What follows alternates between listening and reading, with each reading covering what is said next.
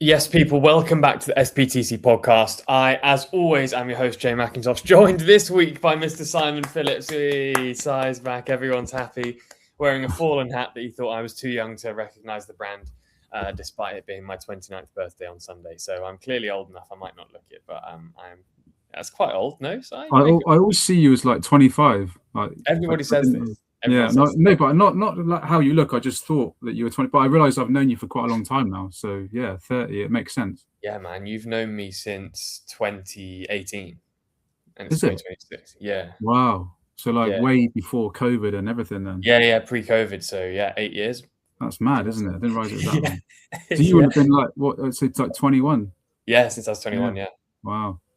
Yeah. We made the Chelsea social when I was 20. So yeah. Yeah, I did know you back then. Yeah, in around that time. Yes, crazy long, isn't it? It's crazy, flies, doesn't it? Rather than going down memory lane, Si and I were saying just before we started recording that there's absolutely nothing to talk about, which is wonderful for us, given we specialise in transfers and Chelsea updates, and there's not been many.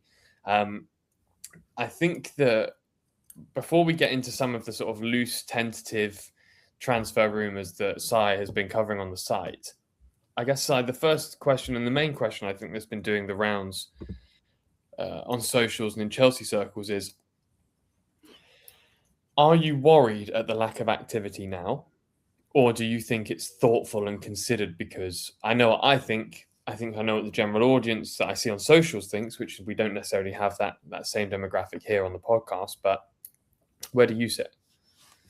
I'll be impressed if they manage to keep things as quiet as they have now, but still get the right business done in the window that they need to get done. I think at the end of it, because, obviously as a content creator, we need stuff to write about and talk about. But if I'm just thinking as a fan, then I think it's great if you don't hear all this noise and all these transfer sagas, and then suddenly Chelsea do this, that, and the other. They sell a bunch of players, what we need to do, and then they get a few good signings in, and they've done it all under the radar, which is what we keep hearing that they are trying to do right now. Then I think that would be great as a fan, because it's not what we're used to. But I think also at the moment you've got to remember that Chelsea have the media in their hands. That we see their briefings and what they put out in the media, so they've got the media there. I'm thinking that Chelsea have got stuff going on right now, but they're just not letting any of them know. Mm-hmm. And then when they get advanced on it, then all of a sudden they'll let them know, and it'll be bang out of nowhere. A David Ornstein post or something will just blow up, and we'll get a deal done. But I mean, going back to the original question, I think it worries me because I know how we've operated in previous windows. I don't trust them to get the right business done. So that concerns me. I'm not in a position where I'm excited about what we're going to do this window. We've got Alonso in the door. Mm-hmm. What I wanted to see was backing him up with what he needs, which in my opinion is at least 4 new first team signings this window, 4 or 5. And the outgoings is more important than the new signings. So the fact that, the window's not open yet, so it's too early to panic. But the fact that we're not hearing anything now for the biggest part of a couple of weeks, there's been no solid info on anything. I just said to you now, I've been straw clutching with my own info, trying to get stuff out. Nothing big going on. That does concern me. But there's elements to this. The World Cup is on. So a lot of players won't want to decide their future until they finish there, and they can focus on the club football, the club side of things. The transfer market is mental. I mean, we're seeing various fees. I saw 100 million quoted for Adam Wharton not long ago, and it's clearly a market that's going to be difficult to operate in purely because of the inflated fees for Premier League players right now. So that's going to hinder Chelsea in terms of what they're buying. And it's going to hinder Chelsea in terms of how they're trying to sell as well, because they're going to inflate their fees to match other inflated fees, and that's going to cause problems. So we've got to remember those elements as well. So at the moment, the window's long. We've got a long window ahead. I don't think now is the time where we need to be majorly concerned, but my concerns really rest with seeing what they've done before and not trusting them to do the right business this summer. Yeah, I think I'm broadly with you. I think some of the concern is a little too much. Like a lot of people going, "Oh, look at Spurs! Spurs are signing all these players. They got Senesi and they've got Van Hecker," and it's like, yeah, because if Spurs don't change something immediately, like they're on a, I wouldn't compare us to the way they do their business at all. I actually think the Spurs do their business quite well. I think the last few seasons have been shocking. I like Van Hecker a lot, and I like Senesi maybe even more so. I think they've made really good signings there. It suggests to me that Romero or Van de Ven or both might leave. Probably one of them, I would expect. I would take either of them, to be honest with you. But I like that things are a little bit quiet, actually. I like the fact that we're not, well, we, as in some of the Chelsea audience, are sort of refreshing Fabrizio's Twitter page every 5 minutes to hope for a story or a drop. But I think you're right about inflated prices. And I think actually outgoings, as we've said for ages, are always going to be more important this year. If there's all this chat about Cucurella to Atleti, which I think is a weird move, but I get it from his point. I think Atleti's a sideward step from Chelsea. I don't think it's a step forward, but I think it allows him to be home. So fine. If Enzo's going to leave, maybe not. I have a feeling he won't, but if he does, then the club are going to need to contingency plan around that. Obviously, the World Cup's coming up. They've got players that were expected to be there that aren't, so they've got plans for them. Xabi Alonso's obviously got to sign off and everything. And I wouldn't be surprised if both incomings and outgoings are being done covertly. And actually, it's about damn time they're done covertly, to be honest, because we know that the Chelsea ownership structure, I think they see public opinion then change their policy, and I don't necessarily think that that's the best thing to do either. That said, I wasn't expecting the market to be so inflated in terms of, I think Wharton and Anderson are the two that are really causing the inflationary elements of what's going on in the Premier League. I know that Spurs have been putting out briefs about Van Hecker being 70 million. Like, it's not, but that's fine. Like, if that's the state of play, then I think that Chelsea and Xabi Alonso are going to have to think a little bit more creatively, because there's a real debate, and there's always been one, and we've spoken about it, and we've probably been on both sides of it at points, Si, about Prem proven. Yeah. I'm just thinking, I guess I'm thinking out loud, is Prem proven required more so than first team or sort of Champions League proven? For example, like, let me throw a name out there that I've seen tenuously. Let's say Palacios, the central midfielder at Leverkusen that shone next to Xhaka and under Alonso. Leverkusen have just signed Eichhorn, by the way. If anyone doesn't know who he is, you're definitely going to. He's 16. He's a central midfielder. He's unbelievable. I guarantee you he will be playing for Bayern or someone like that in the next 3 years. So get your investor stocks in there if you can. But Palacios isn't Premier League proven. He is internationally proven. He's won trophies domestically in his own league.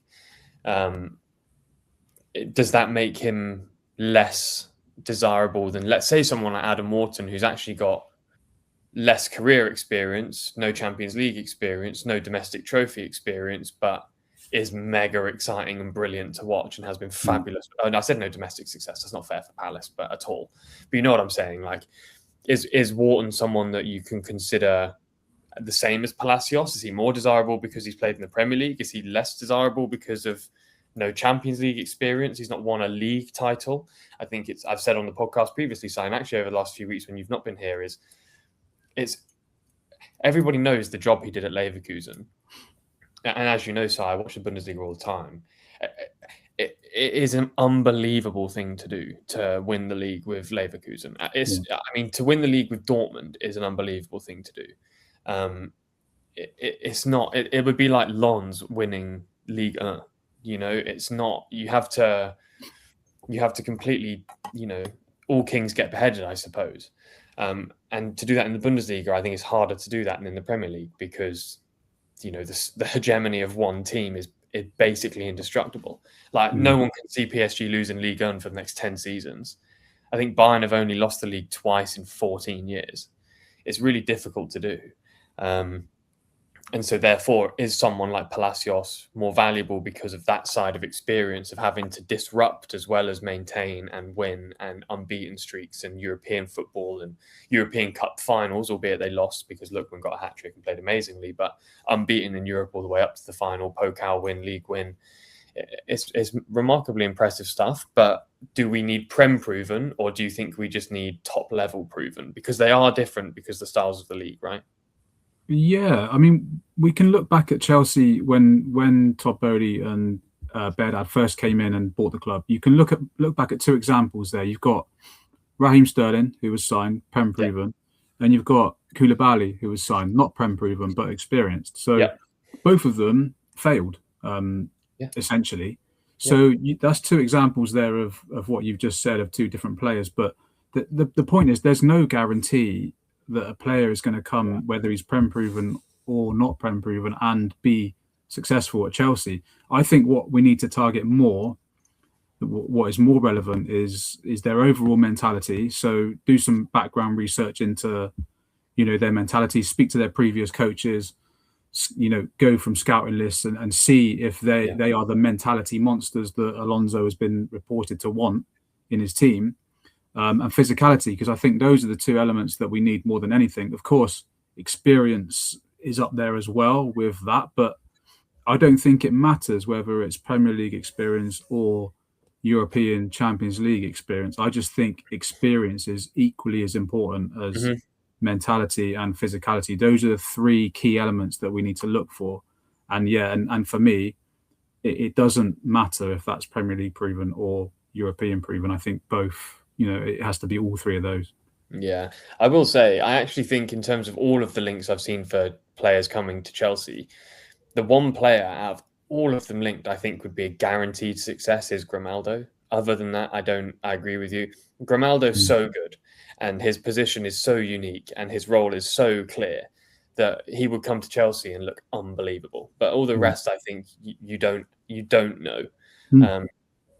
Even with someone like Palacios, who's I think extremely good. You could definitely play for Bayern or someone like that. You don't guarantee that they're going to succeed here. Someone who has been sort of tenuously linked that is clearly looking for a home in the separatist part of Spain. Sorry for any Catalonians that are going to get angry at me for saying that. Marcus Rashford. Now, obviously, Anthony Gordon's gone to Barca, which is a class move, by the way. I rate that highly, but I've banged on about Rashford to an insane degree on this podcast. He's unbelievable. I would sign him every day of the week, but I mean, it's just tenuous stuff. I imagine he's going to end up stay at United or go back to Barca on loan, right? He wants to leave United permanently, but so Barcelona have the 26 million option to sign him. Other outside info, I think it's from the BBC, might have been Nizar Kinsella, reported that they're not going to take that option. So, but I've heard just this morning that he wants to still leave United, but he wants to go permanently. So not another loan move. He's on quite big wages. So in Chelsea's sense, they are interested in the player, but they won't pay his wages at that rate. So he either needs to drop his wage demands, or Chelsea would be interested in taking him on loan. But again, that's not a scenario that I see happening. So it's tentative interest from Chelsea. There's nothing that I expect to happen. If it gets to the end of the window and Rashford still hasn't got a club, then it could be something that, that it might be his only option to go on another loan move. And then Chelsea will be there because they are interested in a player. But again, with Chelsea's wage structure, he's not going to come to the club. He's not going to accept that kind of wage structure. But yeah, I immediately thought about you, Jay, when I heard this story this morning, because I just remember you saying you completely would back this move. But I did a poll as well that the majority, I think it is around 75-80%, said they would also take him. But the against the argument were very passionate about it as well. There's a lot of people who really don't want him at Chelsea. Yeah, do you know what though? I haven't heard many good arguments as to why he shouldn't be a player that Chelsea are interested in. Like, people may not like his personality, to be real, I'm not saying this is the criticism that people have, but I think a lot of the criticism towards Marcus Rashford is way less to do about his footballing ability and more about his public media persona. Yeah. And again, like, I think really if people step back from how they feel instinctively and initially, I don't actually really know what Rashford's done in his sort of personal life, late for training sometimes. Some people don't like the swagger element of his personality, but one, he's a human being. We've all been late to work sometimes. We all have shit days. I don't think it's a problem. Two, I think the work he's done in the public eye has actually been more progressive and helpful than anything else. And three, if I earned 400 grand a week, I'd have diamond teeth and be insufferable. So fair play to him for not going the full hog. Like, I would have my own island and army and private ships and not talk to anyone. So fair play to him. And I think with Rashford as well, I think what drives people insane with Rashford is there's standard Rashford, and then there is what he can be, which you see at point. I think you've seen it this season at Barca, or you saw it a couple of seasons ago at United. I think when that Rashford is turned on, when that Rashford is got his head in the game, equally not a great sort of euphemism, I suppose. He's basically unstoppable. Yeah, honestly, he is the best left winger on planet Earth when he is in 90 minutes when he's firing, or 60 minutes. The best left winger is Kvara, obviously, but when Rashford actually turns it on and he's going for it, and he is unstoppable. Technique class, free kick class, experience class, pace undeniable, height 6'1". He's perfect. He's perfect built for it, but I think he doesn't want to be in England. So we'll see where he goes. But if he does end up coming to Chelsea, I mean, the gap between Garnacho and Rashford is it's not even remotely close. Not at all. I mean, I listen to Stadio podcast. I'd recommend people listen to it if you haven't listened to it. I think it's the best football podcast out there besides this one, obviously. And Musa Okwonga, one of the hosts, was saying that the free kick that Rashford scored against Real, he was going to pass it. He wasn't going to shoot, but the players told him to shoot. The Barca players told him to shoot. And Musa said, at Barcelona, it's always pass first.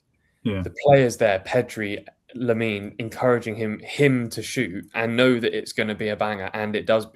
He got the best players in the world encouraging him to actually instinctively shoot rather than do the Barca pass first because of his ability. I don't know. I just think I think he's different gravy, and I think you'll see it at the World Cup as well. But I am a bit of a Rashford fanboy. But admittedly, the wages are too high. But his next move is going to be his last big move. True. So he might not want a project. He might want a PSG, Bayern, Barca type, can get a few trophies and not be overly physically exerted, which I understand. But if Chelsea want him and bring him in, then it will actually stop me moaning about the lack of Mudryk, because I miss my boy. But that's fine. Sai, who else has been linked tenuously?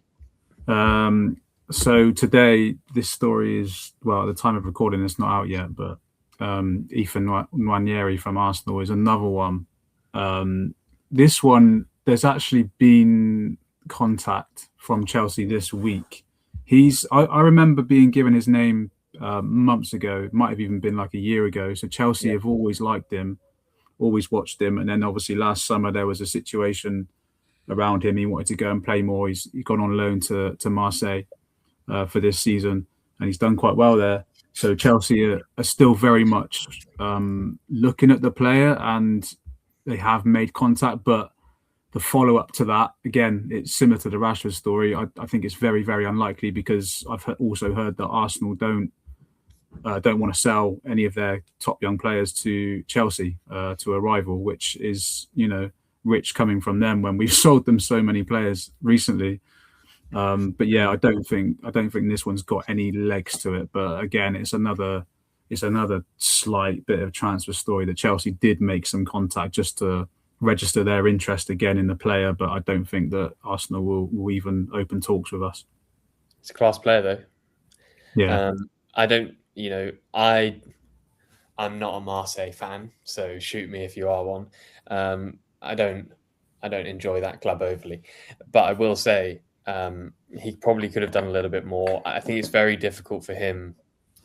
It's been difficult for him at Marseille a few times because, I mean, the Voldemort, who we shall not name, that plays for their team, is unfortunately really good at football, despite being a scumbag of a human being. So, like, that person blocks his pathway, but it just happens to be that person, despite how much I dislike him personally, does put up like 25 goals and assists every season for Marseille. So it's tough. Nwaneri, I think, is really good. I think he's actually similar to Garnacho in the sort of high shot volume sense, but I think he's a better player than Garnacho technically, and I think his physicality is greater too.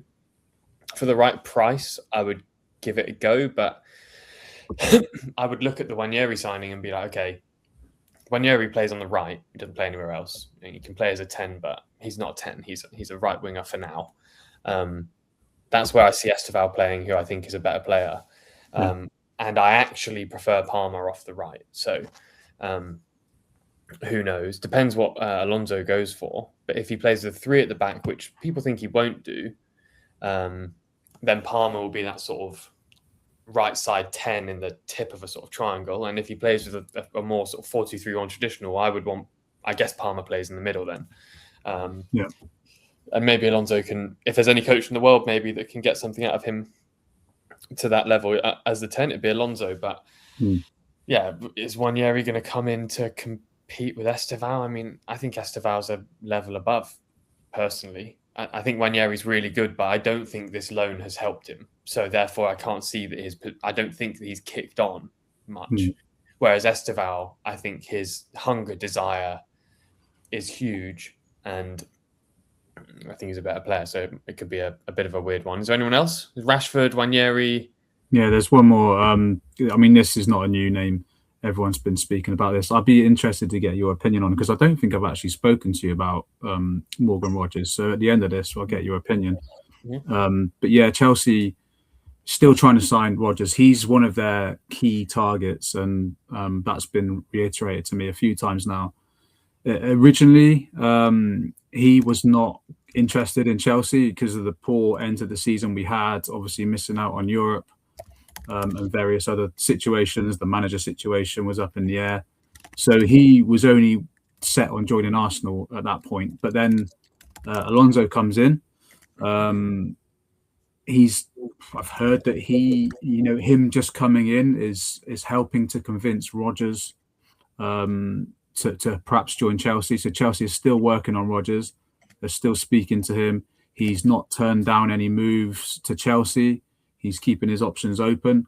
I believe that he will likely wait until the end of the World Cup, or when England are out of the World Cup, to make his decision.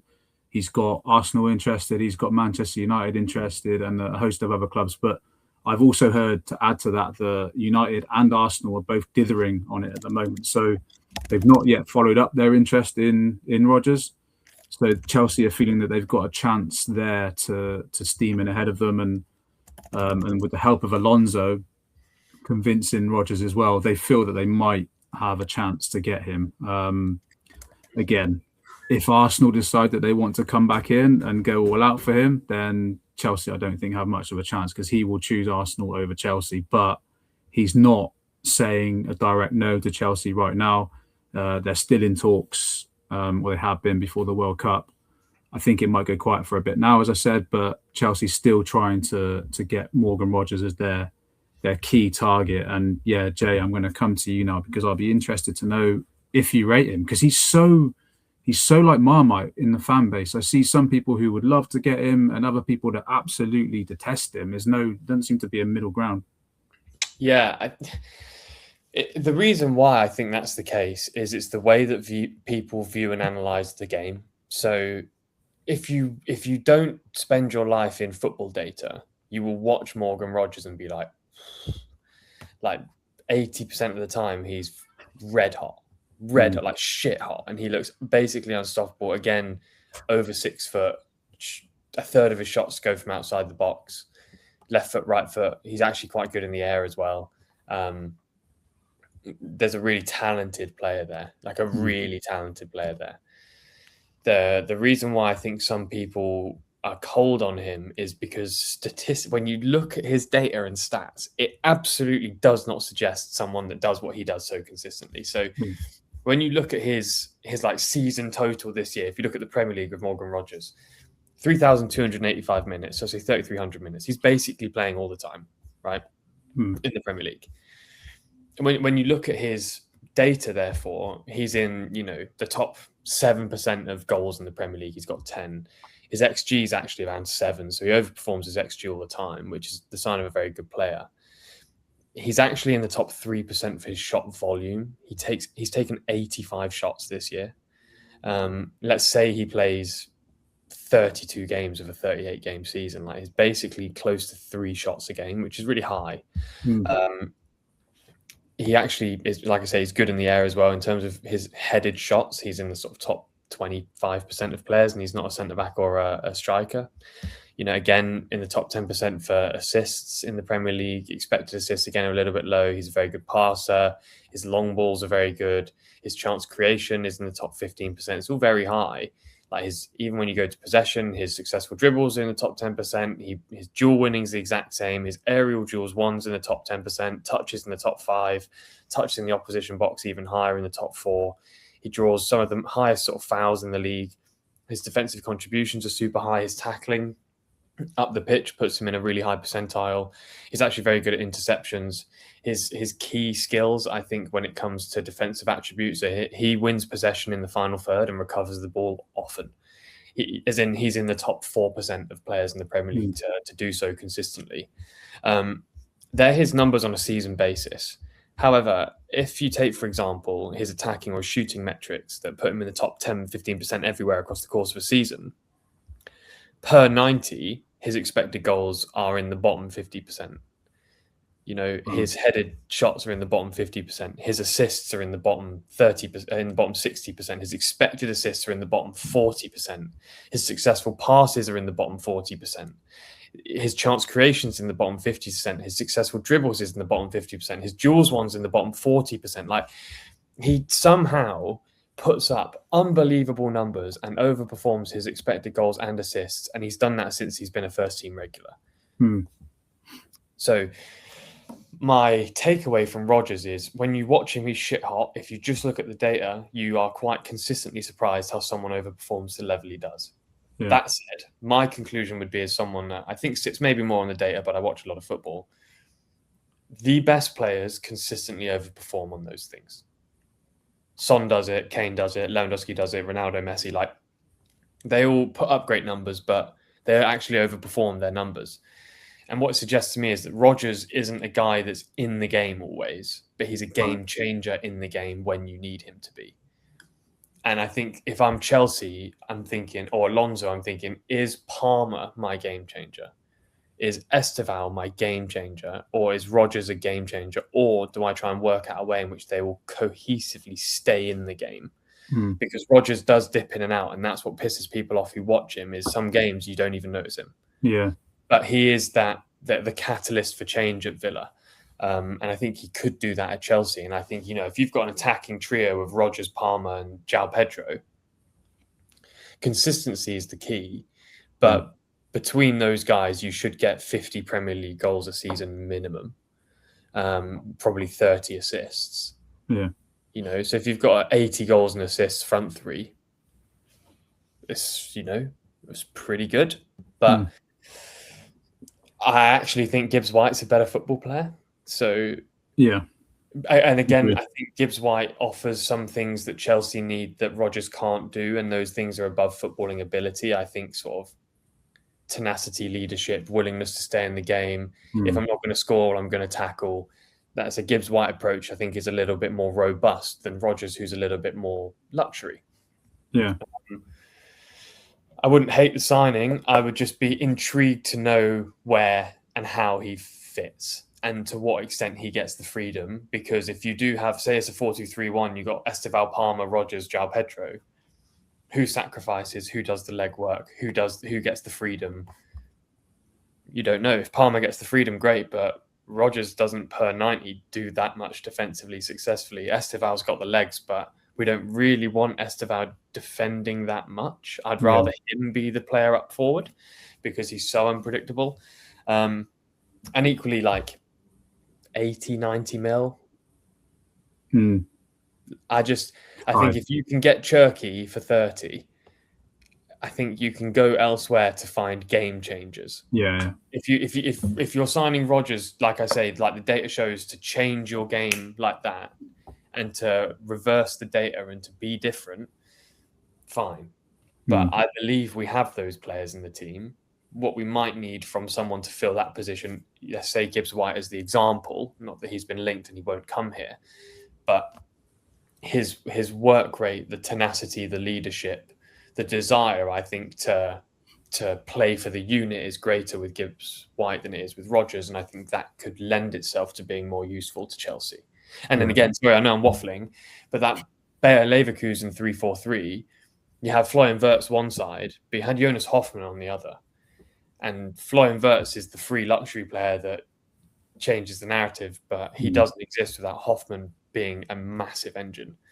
And it's not that Alonso is just going to plug and play and replicate exactly, but you need that balance, right? And if you don't have it, you're going to have Palmer and Rodgers. I'll leave Estevao out because he's so young, but you're going to have Palmer and Rodgers who, on their day, are unstoppable. But we need them to have their day every week, so it's tough, right? But if we can find the right deal, then I'd be happy for it. I'd be interested to see what his role is. I do not think he's worth £80 million. No, I don't think Elliot Anderson's worth £106 million. Definitely not. I don't think Evan Wharton's worth £100 million. Not at all. As brilliant as they are, I think Jude Bellingham is worth £100 million. I don't think Morgan Rodgers is, even though Rodgers' numbers in the Prem are great. It's one of those ones, isn't it? So I would take him, but there'd be plenty of question marks for me about what his role is. I have no question marks about his ability, but it's his role in the team. Like, I don't know if we need more superstars. I think we don't need a soloist. We need other people in the orchestra. We need that sound. Do you know what I mean? We need people to increase the sort of cacophony that we produce rather than just doing a violin solo, I suppose. Sure. Good answer. Thanks. Sorry, probably put everyone to sleep at that. I did want to ask actually before we go. Have you heard anything about Delap or Jackson? With Jackson, Chelsea they've opened the door for him to come back, but that's not to say that they will definitely have him back. Again, their valuation of Jackson is probably higher than most people would want to pay at the moment, so he could be forced to stay. It'll all depend on what offers come in for Delap or Jackson. They're definitely open to selling one of them, maybe even both still, if they sign a new striker. So with Jackson, they've certainly left it open for him to come back. I've heard from his sort of camp as well that they're more than open to working under Alonso and staying at Chelsea. It was Enzo Maresca that they had the problem with rather than anyone at Chelsea. But with Delap, he's got I keep hearing about so many clubs that are interested in signing him.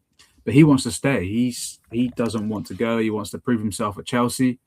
I've got an article out on Delap today, actually, because there's a bit of a debate going on saying, should he get another chance at Chelsea next season?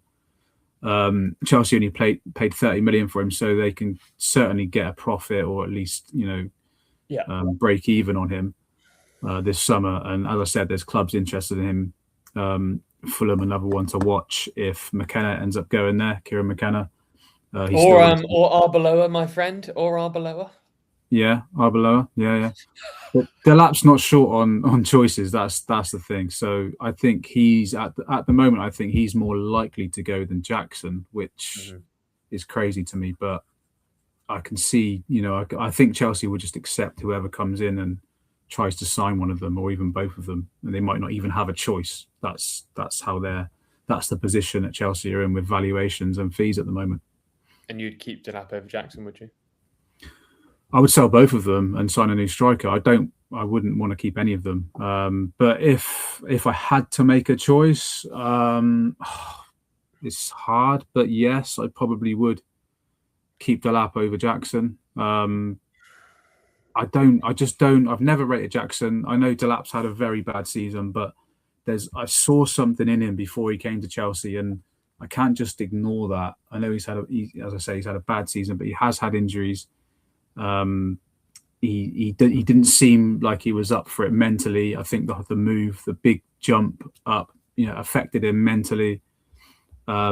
I want to reiterate that I would sell him right now if an offer came in. I don't want to keep him, but if it was between those two, we could only keep one. I know most people would say Jackson, so this is an unpopular opinion, but I think I'd have to keep Delap over Jackson. I don't rate Jackson.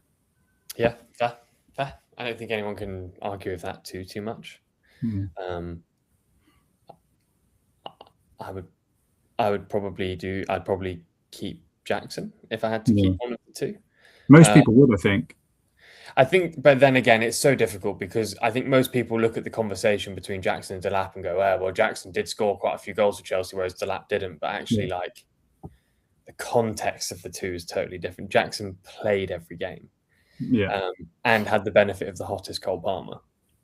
Delap plays 30 minutes and starts occasionally, and I don't think he's demonstrated his ability very much. But I will say my favourite game of the entire season was Chelsea 3, Barcelona 0.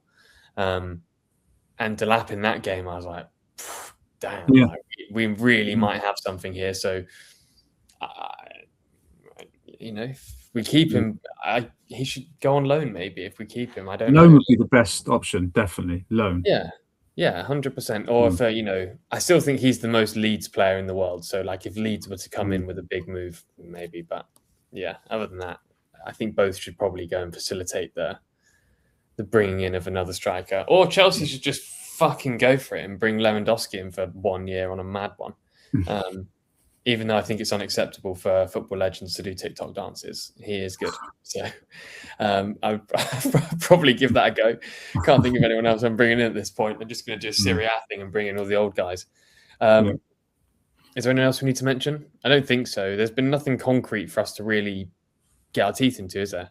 No, you mentioned Cucurella, nothing really there with him. Fernandes, you mentioned earlier as well. Those are the two big potential outgoings that we could still see, but Fernandes needs a buyer. Needs someone to pay the 110, 120 million that Chelsea have put on his head. And again, I think he might end up being stuck. And by the way, that would be a disaster because he really wants to go. He's been pushing his agents to go. Same with Cucurella since January. Both of them really want to go. If they end up staying here, I think that's a disaster. I know the two very good players, but why would you want players who are desperately trying to leave your club to stay, force them to stay? I wouldn't do it. I just don't get it. Yeah, I'm broadly with you. I think if you don't want to be here, don't be here. But, there's so many examples over the years of players who've wanted to leave clubs and then a manager comes in and they can just buy a bit of trust and a bit of time. Yeah. Fortunately, we have one of 5 coaches in the world maybe that could do that for this team. But who knows? And interestingly, I think I mentioned Grimaldo. I actually think Grimaldo would be better for Chelsea than Cucurella. So I'll rate Cucurella. He was shocking to start with, but his leaving is a brilliant player. Enzo is always good, but I don't know. I think both of them are leaving for different reasons. Both of them are leaving for reasons I think are valid. Yeah. And if Chelsea were to get 180 million for the two of them, and they go to Atleti, who aren't really a rival in any way, other than the occasional Champions League game, which we tend to beat them in, or Enzo goes to Real Madrid, and I mean, if you want to go to Real Madrid, you can go to Real Madrid. If Real Madrid want to pay for you, go there, because why would you not? They're sort of slightly different, but I think you can find adequate replacements. But again, nothing is concrete. There's been Real Madrid mad elections, all this shit. There's managers going around everywhere. Everyone's trying to bring players in, sell players. Real Madrid have already done Canate, have already done Dumfries.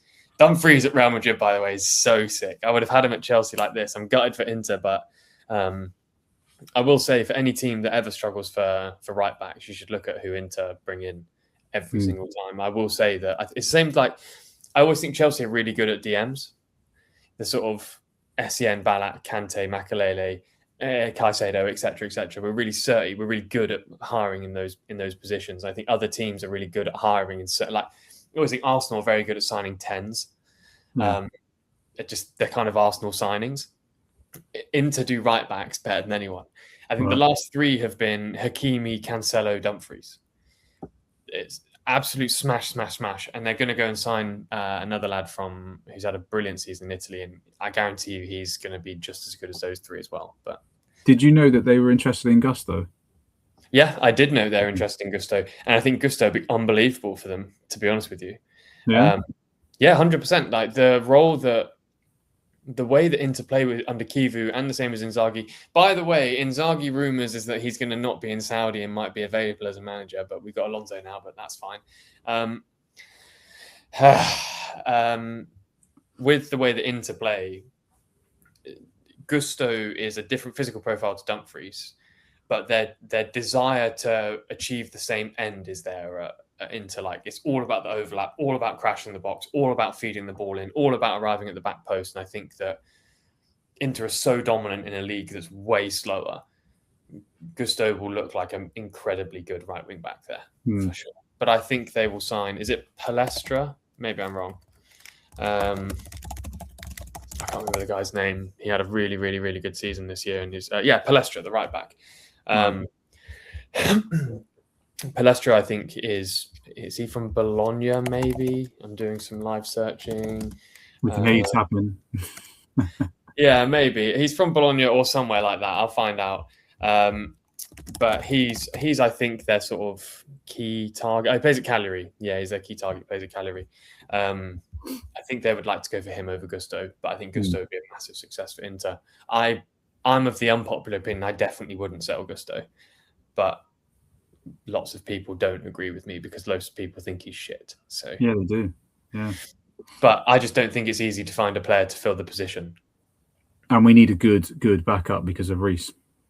Yeah, exactly. And you're going to have to say to someone, "Oh, you're really good at football and you can come play for Chelsea, but you probably won't start when everyone's fit." Yeah, that's really hard to do. It's a hard sell. Yeah, it is. Yeah, because you either got to go for someone super young and unproven, or super senior and maybe not so pacey, or you're lucky enough to get a Malo Gusto who, yes, is mega frustrating, but is still 21, 22, French international, over 100 Chelsea games. I don't think he's got worse since he's been here. So, yeah. But if Inter sign him, then damn. I mean, given that Zappa Costa still balls out in Serie A, I think Malo Gusto might look pretty good, to be honest with you. But we shall see. Should we wrap it? I said we'd do 20 minutes. We've done 42. We've doubled that, mate. We've doubled the 20 minutes. No, it's good. Good. Next Thursday, guys, Si and I will obviously be back. I've got to head off to London now for some more tedious meetings. Si, I don't know what your plans are, but you've got content to push out, I suppose. Yeah. And more sort of early naughty skater garms to adorn yourself with, I imagine. So get your pair of Osiris on, or whatever they're called. Osiris? Osiris, what a label that was. The big old trainers. Like huge trainers, yeah. Huge trainers. Chad Musker style. Yeah. If you know, you know. Right, anyway, we'll stop it there because this will get too different now. This will get too different. Guys, we'll be back next week. Have a lovely time this weekend. I will update you with whatever I do on my birthday. Not that anyone's particularly interested. Probably just of course we are. Yeah. But have a good birthday, Jay. Thank you, Simon. I appreciate that. That's very kind of you. Right, guys, until next week, enjoy your weekends. Enjoy the start of your week. We'll be back to talk all things Chelsea. Stay updated on the site. There's some articles dropping that you've heard about. And we'll speak to you next time. Bye-bye.